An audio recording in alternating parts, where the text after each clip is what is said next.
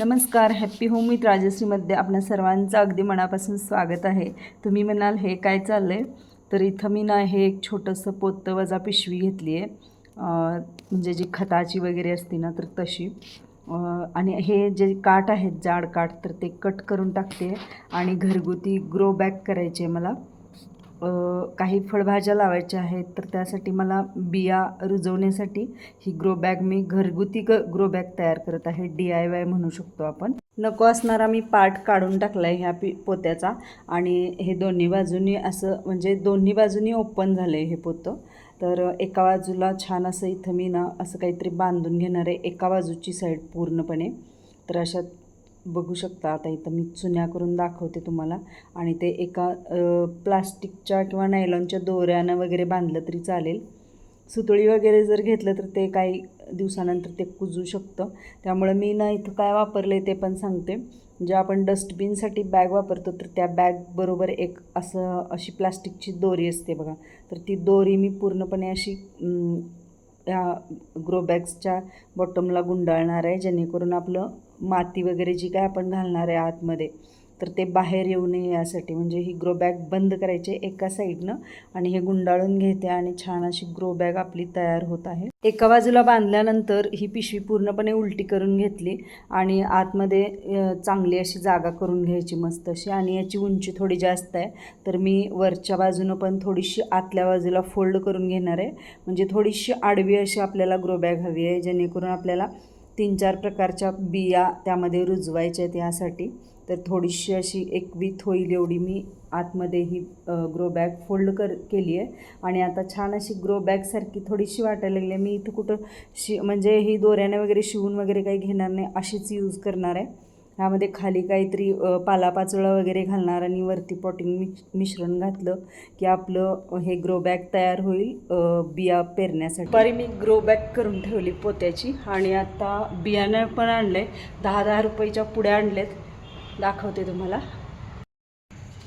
दुपारी छान असं ती पोत्याची पिशवीचं मी ग्रो बॅग तयार केले. आणि आत्ता इथं मी आणलेत भाज्यांची पाकिट आणलेत. अगदी एक 10-10 रुपयाला आहे ती.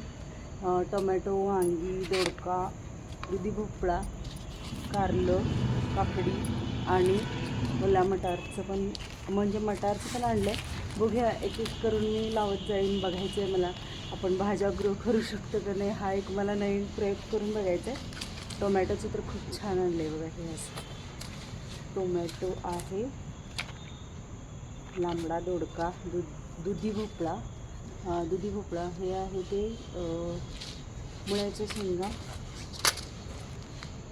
देशी काकडीचं आहे. देशी आहे का कसलं आहे माहीत नाही, त्याच्यावर छापलेलं नाही आहे. हा आहे टोमॅटो. त्याच्यानंतर ही आहे मिरची जी आपण खरड्यासाठी पोह्यासाठी वापरतो ती. हिरवं वांग, हा वाटाण्याचं माहीत नाही मला येणार आहे की नाही. आणि हे आहे कारलं आणि दोडक्याच्या इथे. आता ह्यातलं हे कारल्याचं आहे आणि हा दोडका आहे. तर आत्ता मी हा ग्रो बॅगमध्ये 5-5 बिया लावणार आहे सगळ्या. म्हणजे दोडक्याच्या 5 लावणार, दुधी भोपळ्याच्या 5 लावणार आणि आपले हे काकडीच्या 5 लावणार आहे. बघूया 3 तरी लावून बघते. आणि वांग्याच्या सुद्धा नाही, टोमॅटोच्या पण लावीन. आणि असं सगळं एकाच ग्रो बॅगमध्ये मी त्या बिया लावणार आहे. आणि यासाठी मी पॉटिंग मिक्सचर कोणतं वापरणार आहे ते सगळं तुम्हाला ह्या व्हिडिओमध्ये बघायला मिळणार आहे. चला स्टे ट्यून, कंटिन्यू राहा. क्लासमधून आम्ही ज्या खत कारखान्याला भेट द्यायला गेलो होतो तर त्या खत कारखान्यामधलं हे पॉटिंग मिक्सचर आहे आणि ते मी आणलं आहे, भूमाता पॉटिंग मिक्सचर. बघूया. त्यांनी आम्हाला सांगितले की खूप छान आहे, याचे रिझल्ट पण खूप सुंदर आहे. तर म्हटलं चला आपण पण वापरून बघूया. आणि यासाठी ही ग्रो बॅग माझ्याकडे कुंड्या पण आहेत, तरी पण मी म्हटलं की आपण पहिल्यांदा आपण असं ग्रो बॅगमध्ये वापरायला घेऊ. तत्पूर्वी ह्यामध्ये माझ्याकडं फोडलेल्या शेंगांचे हे टरफल आहेत, तर ती टरफलं घालणार आहे. कारण बरीचशी झाडं मी काल पण एक स्टार फ्रूटचं झाड लावले आणि त्यामध्ये मी सगळा पाला घातला होता आणि आत्ता माझ्याकडे पाला शिल्लक नाही आहे. त्यामुळे हे पॉटिंग मिश्रण घालायच्या अगोदर ही शेंगाची टरफलं घातली मी.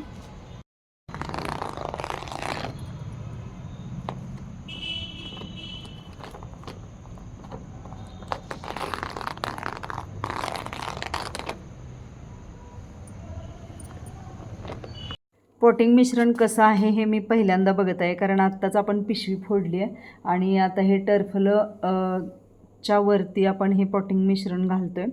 ते इझिली म्हणजे पिशवीमध्ये पडतं आहे आणि अगदी भुसभुशीत जमिनीसारखं ते हाताला लागते. त्यामुळे हे मिश्रण एकदम चांगलं असणार आहे असं मला वाटायला लागले, कारण जेव्हा आपण शेतामध्ये पेरणी करायची जमीन असते ना, तर तशा पद्धतीचं टेक्स्चर या पॉटिंग मिश्रणाचं आहे.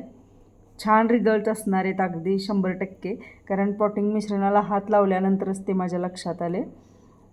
तर हे एवढं मला वाटते बास होईल, कारण आपली जी ग्रो बॅग तयार झाली आहे ती खूप जास्त उंच नाही आहे, थोडीशी अशी आडव्या पद्धतीची आहे. अजून थोडंसं घालते आणि त्यानंतर मग बिया कोणत्या कोणत्या आहेत फोडून वगैरे बघूया आणि सगळ्या बिया रुजवायला यामध्ये घालायच्या. आता हे बाजूला ठेवून देते. पॉटिंग मिश्रण ग्रो बॅगमध्ये एकसारखं अगदी हाताने पसरवून घेतलं आहे आणि आता बियांची पाकिटं फोडायची आहेत. कोणती कोणती आहेत, कशा आहेत बिया हे पण दाखवते. आणि मिश्रण एकदम हे खूप छान आहे. मी हातात घेऊनसुद्धा असं छान बघितलं, छानच आहे एकदम. चला आता पहिल्यांदा माझ्या हातामध्ये आलं आहे पाकिट, ते म्हणजे दुधी भोपळ्याचं पाकिट आले आणि जे मला खरोखर मनापासून लावायचं होतं दुधी भोपळा, तर पहिलंच पाकिट आले हातामध्ये. बघूया दुधी भोपळ्याच्या बिया कशा आहेत ते पण दाखवते तुम्हाला. आणि तर ह्या अशा मोठ्या मोठ्या बिया आहेत, जवळजवळ 20-25 तरी बिया असतील एका पाकिटामध्ये. मी आता मोजत वगैरे काही बसत नाही आणि त्यामधल्या अगदी हातात येतील एवढ्या 5 बिया मी घेतलेल्या आहेत. आणि ह्या 5 बिया एका रेषेमध्ये अशा टोकन करतात ना, तर तशा पद्धतीने ह्यामध्ये टोकून घेते आणि म्हणजे ओळखायला पण होईल आपल्याला की कोणत्या कोणत्या बिया लावलेत वगैरे. तर ह्या ग्रो बॅगमध्ये एक सलग मी अशा ना 4 ते 5 प्रकारच्या वेगळ्या वेगळ्या बिया लावणार आहे. तर आता दुधी भोपळ्याची एक ओळ झालेली आहे इथं आणि अशा पद्धतीनं दुसरं आता पाकिट फोडायचं आहे आणि त्यामध्ये कोणत्या बिया येत आहेत बघूया. तर चला आता हे आले टोमॅटोचं पाकिट माझ्या हातात. टोमॅटोच्या बिया कशा आहेत ते माहीतच आहे, पण ह्या बिया लावायच्या बिया कशा आहेत हे मी कधी पाहिलेलं नाही आहे आणि स्वतः कधी अशी बियांची पाकिटं वगैरे आणलेली नाहीत किंवा लावलेली नाहीत, असं कधीच झालं नाही आहे. आणि हा माझा पहिला एक्सपिरियन्स आहे. मला खूप आनंद होतो आहे. झाडं उगवून येतीलच, पण लावताना खूपच आनंद होतो आहे. मस्त असेही टोमॅटोचे बी गेलेले आहेत या पॉटिंग मिश्रणामध्ये. आणि असे ओळीनं बघूया किती म्हणजे मावतील ना, तर तेवढ्या मी लावणार आहे. आणि नंतर ह्या बिया उगवून आल्यानंतर जी छोटी छोटी रोपं येतील, तर ती नंतर आपण दुसऱ्या ग्रो बॅगमध्ये किंवा कुंडीमध्ये, बादलीमध्ये जे काय असेल त्याच्यामध्ये लावायचे आहेत. आता हे तिसरं जे बियाचं आलं हे आहे मिरचीच्या बिया आहेत माझ्याकडं. भोपळा, टोमॅटो, मिरची लावून झालेली आहे.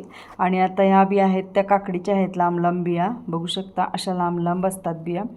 तर ह्या काकडीच्या बियासुद्धा लावल्यात आणि मला वाटतं ह्या बिया आपल्याला छान अशा उगवून आल्यानंतर ना उन्हाळ्यामध्ये याच्या काकड्या यायला चालू होतील. बघूया कधी येतील काय माहीत नाही. आता बिया तरी लावायला लागले आणि येतील तेव्हा तर मी तुम्हाला दाखवणारच आहे. आणि आता दुसरं पाकिट मी फोडायला लागले, तर हे दोडक्याच्या बिया आहेत. तर आता ह्या दोडक्यामधल्या, कारण मोठ्या मोठ्या बिया आहेत, तर यातल्या 5च बिया मी घेतल्यात आणि ह्या 5 बिया लावणार आहे. ह्यामधल्या 2-3 जरी आले ना तरी पुष्कळ आहे, भरपूर दोडके आपल्याला मिळतील. तर किती येतील माहीत नाही, या हिशोबाने मी 5 बिया ह्यातल्या घेतल्यात. झाले अशा पद्धतीनं हे 5 बिया लावलेत मी आत्ता. त्यात फक्त टाकलेत. आता त्याच्यावरती थोडंसं अजून पॉटिंग मिक्सचर मी टाकणार आणि नंतर ना मी पाणी वरून घालणार आहे. आणि मग नंतर बघूया किती दिवसांनी ह्यातल्या कुठल्या कुठल्या बिया कशा कशा रुजतील आणि किती रोपं येतील माहीत नाही. आता घालताना तर भरपूर अगदी मोठ्या ज्या बिया आहेत त्या 5-5 घेतल्यात आणि छोट्या छोट्या आहेत त्या जवळजवळ एक 15-16 होतील एवढ्या घातल्यात. आता बघायचं आहे आपल्याला की हा प्रयोग मी पहिल्यांदा आयुष्यामध्ये करते स्वतः, आणि ते सुद्धा टेरेस गार्डनसाठी. तर मी खूप एक्सायटेड आहे आणि तुम्हाला मी ते उगवून आल्यानंतर सुद्धा दाखवणार आहे. आणि आता ते मी बिया टाकून घेतलेत, त्याच्यावरती आत्ता मी पॉटिंग मिक्सचर परत एकदा टाकणार. आणि हे भूमाताचं पॉटिंग मिक्सचर वापरलं आहे आम्ही, म्हणजे मी. आणि जे खत कारखान्याला भेट दिली होती तिथले रिव्ह्यू त्यांनी खूप चांगले आम्हाला दिले. जे कस्टमरांनी वापरले होते त्यांचेसुद्धा अनुभव सांगितले, काही मुलाखतीसुद्धा दाखवलेल्या. तर मी तिथून ते पॉटिंग मिक्सचर मागवले आणि आता तेच आज या नवीन बियांसाठी आणि माझ्या नवीन टेरेसच्या किचन गार्डनिंगसाठी आज सुरुवातीला वापरते. याचा रिव्ह्यूसुद्धा मी तुम्हाला नंतर देईनच. बघूया किती दिवसांमध्ये बिया येतील काय, त्याचे व्हिडिओसुद्धा मी करणार आणि उगवून आल्यानंतर नरोपं ते सुद्धा तुम्हाला दाखवणार आहे. माझ्या चेहऱ्यावरचा आनंद तुम्हाला दिसत असेल, कारण खूप दिवसांपासूनची माझी इच्छा होती की मला टेरेस गार्डनसाठी प्रयत्न करायचा आहे आणि आज तो सुरुवात झाली आहे आणि यानंतर तुम्हाला पाहायला मिळणार आहे. आता बिया लावून झाल्यानंतर पुन्हा एकदा वरती पॉटिंग मिश्रण घालायचं आहे, जेणेकरून त्या बिया झाकल्या जातील आणि त्यानंतर मग पाणी थोडंसं फवारायचं आहे, जेणेकरून त्या बियांपर्यंत पाणी जाईल आणि ते मिश्रण सगळं ओलसर होईल इतपत पाणी घालायचं आहे. आणि आता थोडंसं उन्हाळा पण चालू होतो आहे, त्यामुळं आपल्याला सकाळी संध्याकाळी टेरेसवरती आपण हे किचन गार्डन करायसाठी प्रयत्न करायला लागले. त्यामुळं सकाळ संध्याकाळ रोज टेरेसवरती आपल्याला चेक करावं लागणार आहे पाण्याची मात्रा वगैरे सगळंच. बिया तर ह्यामध्ये लावून झाले, तर आता पाणी घालायची वेळ आहे. हे काय आहे दाखवते तुम्हाला. तर मशीन लिक्विडचं हे रिकामी झालेली बॉटल आहे आणि त्याला मी पाणी भरले. त्यामध्ये इथं छान अशी छिद्र पडलेत आणि एक छान फवारा असा येतो अशा पद्धतीनं. तर आपण असं पाणी घालू शकतो. आता बिया लावलेत त्यामुळं थोडं पाणी घालायला लागणार आहे, जेणेकरून ते पॉटिंग मिक्सचर किंवा माती वगैरे जे आहे ते थोडंसं ओलसर व्हायला पाहिजे आणि त्या बिया रुजण्यासाठी मदत होईल.